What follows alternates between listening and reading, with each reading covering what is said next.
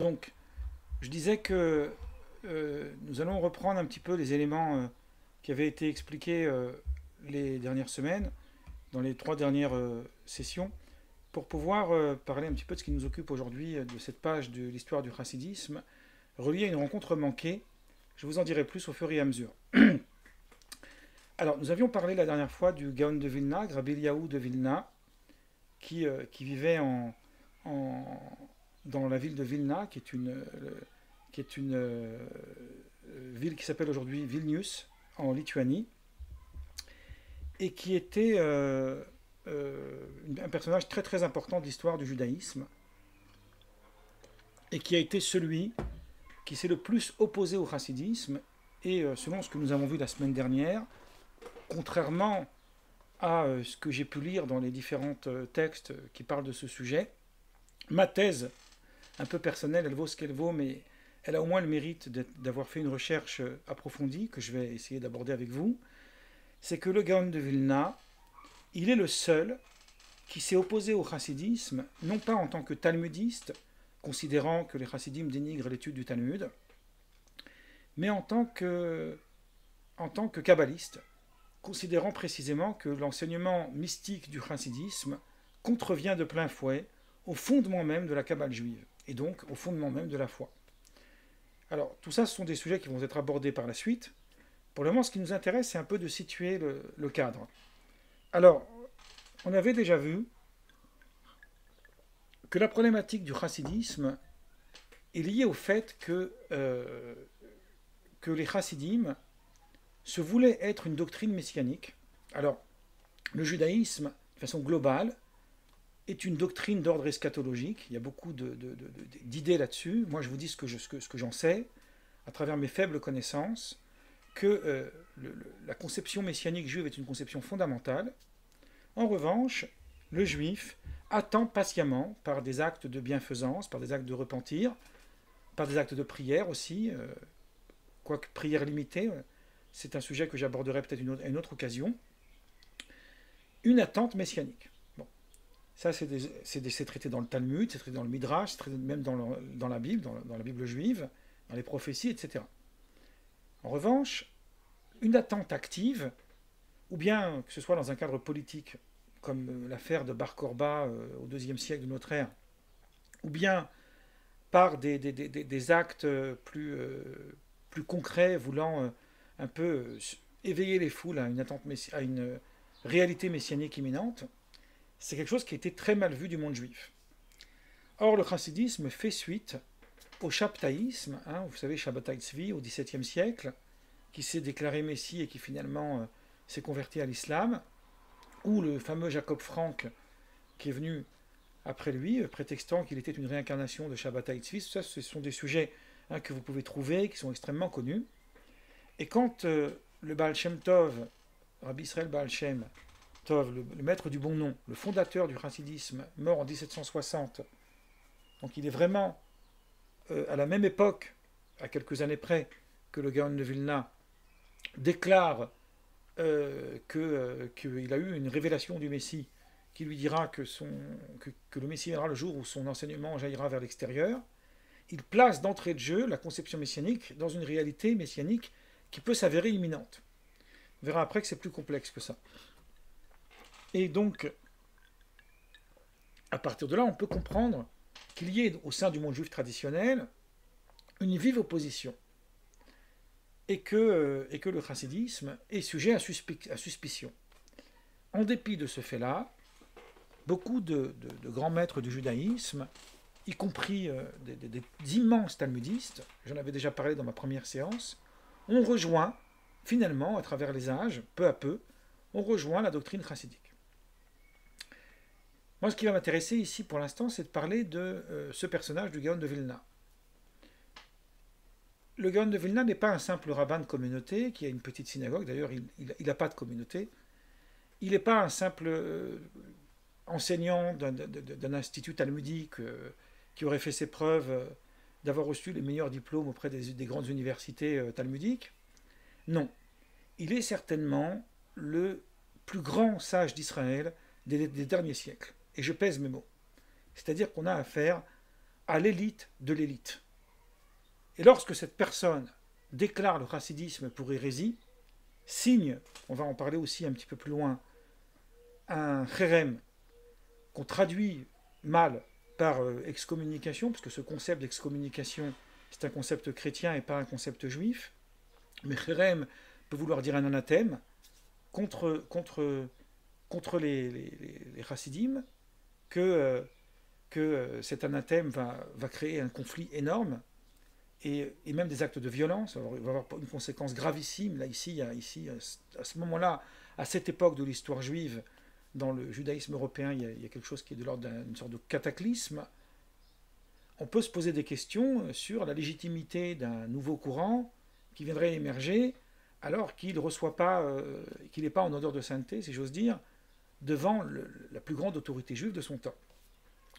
Alors moi, je vais m'intéresser un petit peu, autant que faire se peut, parce qu'en quelques minutes, c'est un peu un exercice difficile à faire, à ce personnage du Gaon de Vilna. Alors, moi, j'avais élaboré un texte qui s'appelle Sages d'Israël, que j'envoie souvent au début de mes cours, où je résume vraiment en quelques lignes. C'est quelque chose qui peut vous aider dans les cours où vous allez, lorsque vous êtes dans des conférences sur le judaïsme. L'origine de la tradition rabbinique, depuis la Mishnah, même avant, depuis même les membres de la Grande Assemblée, c'est-à-dire on a la discussion du Premier Temple, c'est là où commence une institution dite rabbinique, entre guillemets, même si ce terme est un peu anachronique. Donc c'est la fin de l'ère prophétique, puis après ça se conclut juste après l'arrivée de Jésus par les rabbis qu'on appelle les Tanaïm. Donc tout cela se situe dans un cadre historique extrêmement important, qui eux vont compiler d'abord la Mishnah, donc le premier texte rabbinique, puis ensuite la Gemara, le Talmud. Tout cela va donner le Talmud, puis ensuite il y aura une élaboration rabbinique qui va durer à travers les siècles.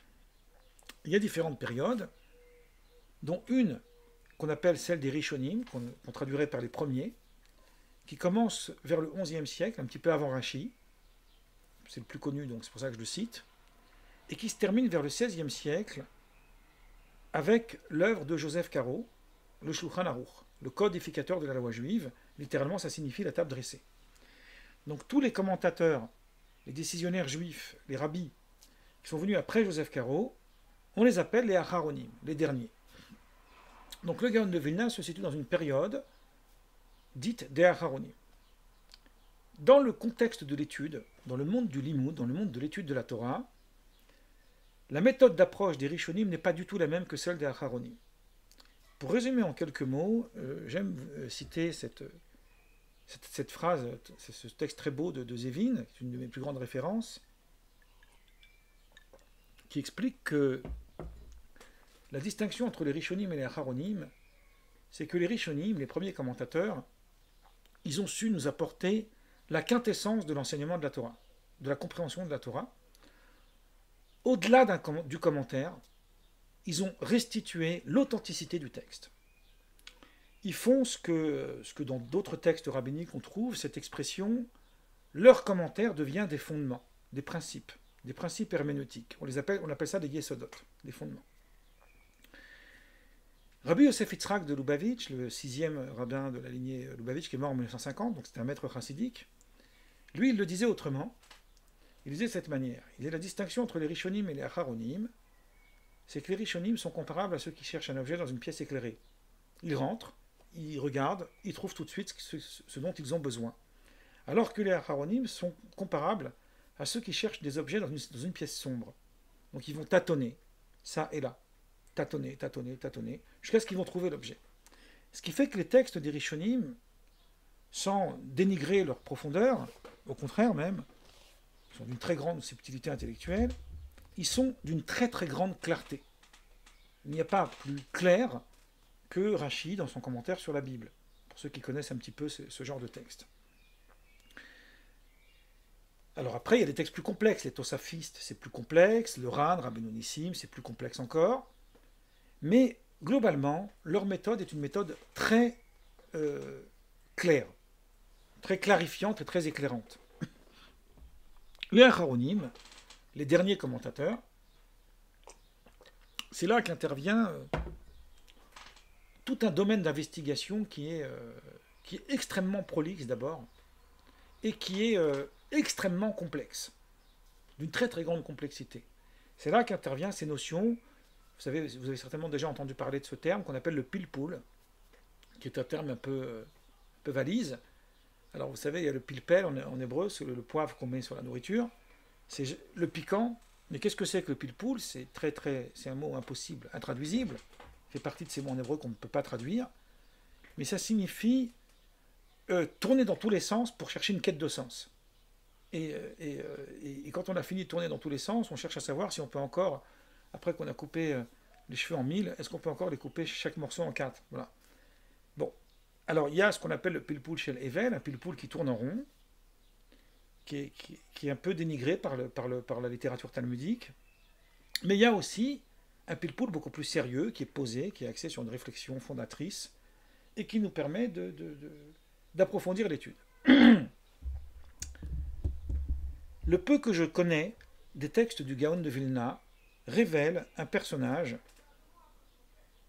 Il en existe quelques-uns. Il y a quelques exceptions comme ça dans l'histoire du judaïsme rabbinique. Mais le Gaon de Vilna, c'est certainement le plus visible, ce que je dis maintenant. On a l'impression qu'on n'a pas affaire à un Acharon. On a vraiment l'impression qu'il fait partie de l'époque des Rishonim. C'est quelqu'un qui revient à la méthode ancestrale, qui s'intéresse aux sources d'une manière très succincte, qui, lorsqu'il questionne le texte, il ne le fait pas pour s'engager dans une casuistique sans fin, mais au contraire pour nous aider à mieux situer le cadre du texte. Et d'ailleurs, beaucoup d'écrits du Gaon, celui qu'on a appelé le Gaon tout court, d'ailleurs le Gaon c'était un terme qu'on donnait aux grands érudits pour rappeler la période dite des Géonim, qui était juste avant celle des Rishonim, où il y avait des gens comme Saadia Gaon, comme Ravacha et Gaon, etc. Et vous avez aussi celui qu'on a appelé le Maor Agola, celui qui a décrété contre la polygamie. Vous savez, il fait partie de cette période dite des Géonim. Et le Gaon tout court, c'est le Gaon de Vilna. Donc c'est pour montrer sa grandeur. Mais on va s'apercevoir que le Gaon de Vilna va être très critique contre le système dit des Acharonim, qui est le système du pilpoul. Il va être très critique contre ça, et il va revenir à une méthode d'approche beaucoup plus claire, beaucoup plus clarifiante. Lorsqu'on cite le Gaon de Vilna, on sait qu'on cite quelque chose qui est de l'ordre d'une vraie référence. Alors, tous ces grands sages sont des références, mais il y a des références qui sont des références par rapport à d'autres. Donc le Gaon de Vilna n'est pas le dernier arriviste, c'est un homme d'une très très grande hauteur, érudition, une très grande hauteur. Je vous avais déjà dit que c'est un homme qui maîtrisait certainement toutes les sciences qu'on pouvait maîtriser en son temps. Il n'avait pas simplement une grande connaissance de la Torah, une grande connaissance du Talmud et de la Kabbale et du Midrash, etc. Il avait aussi une grande connaissance profane, des mathématiques, des sciences, etc., de la géographie, de l'astronomie.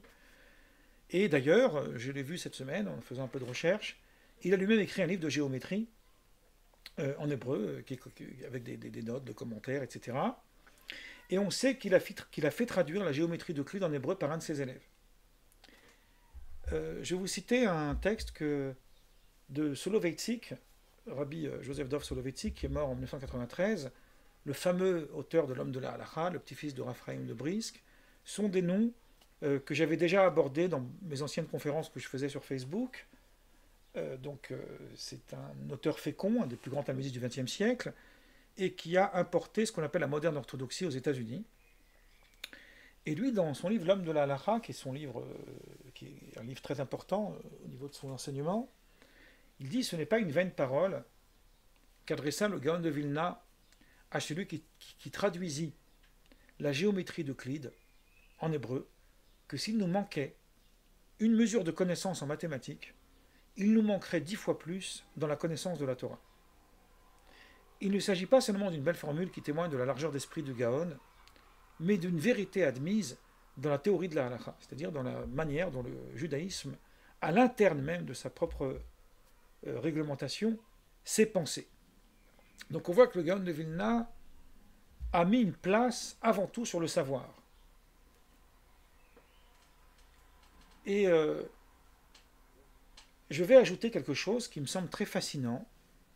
C'est un texte de Rabbi Abraham Ishaya Karlitz, qui est né en 1878 et qui est mort en 1953, qui est l'un des fondateurs de la fameuse ville banlieue de Tel Aviv qui s'appelle Bnei Brak, qui est la ville la plus religieuse d'Israël et peut-être la plus religieuse du monde, où là, il y a là-bas la yeshiva qui est l'une des plus grandes du monde, qui s'appelle Ponyovitch, et il y a aussi d'autres très très grandes yeshivot. Rabbi Avraham Ishaya Karlitz est une très grande référence dans le monde rabbinique du XXe siècle. Il écrit dans une de ses lettres quelque chose de fascinant. Il nous dit, si l'on devait dresser la liste des 5 plus grandes figures du judaïsme, voilà ce qu'on dirait. En premier, on trouverait d'abord Moïse, puisque c'est lui qui reçoit directement de Dieu la révélation. Donc, on parle ici des 5 personnages qui ont contribué à la transmission de la Torah. Donc, on a d'abord Moïse, vous savez, le premier aphorisme des Maximes des Pères, Moshe kibel Torah mi Sinaï, Moïse reçut la Torah du mont Sinaï, qu'il transmise à Josué, etc. Donc, on a d'abord Moïse. Ensuite, en deuxième position, on va avoir, il nous dit, Ezra, ou Esdras, dans les Bibles du Nouveau Testament, on l'appelle Esdras, qui lui va fonder la grande assemblée après le retour des exilés de Babylone, à l'époque de Jérémie.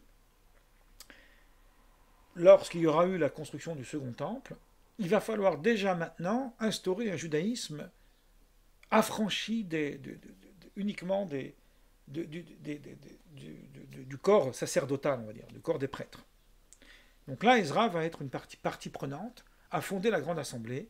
C'est eux qui vont instaurer la prière, c'est eux qui vont instaurer certaines règles, les commandements rabbiniques, etc. D'établir le rituel, etc. Donc Ezra, c'est le deuxième personnage important, le deuxième personnage clé dans la transmission de la tradition juive.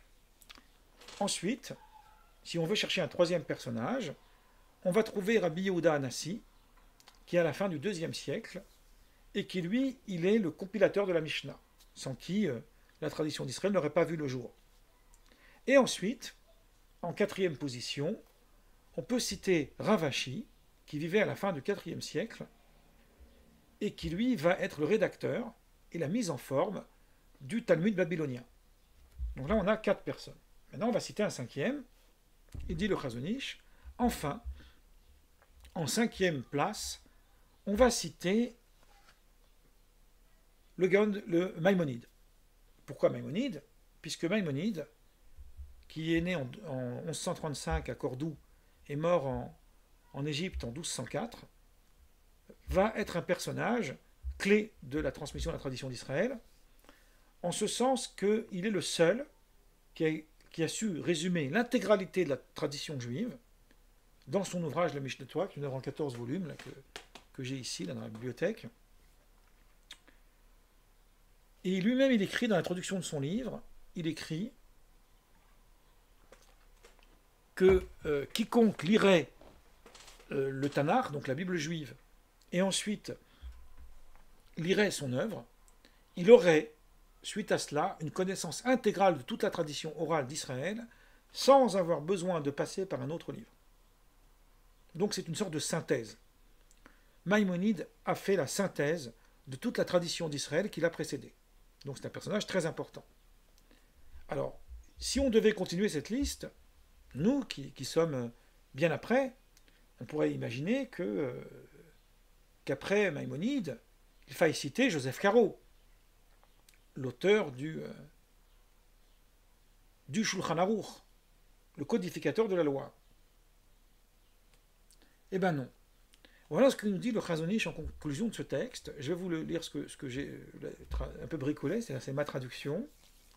Il dit, donc il ne le dit pas tout à fait comme ça, mais c'est comme si qu'on cherchait maintenant et la suite. Après Maïmonide, il y a qui?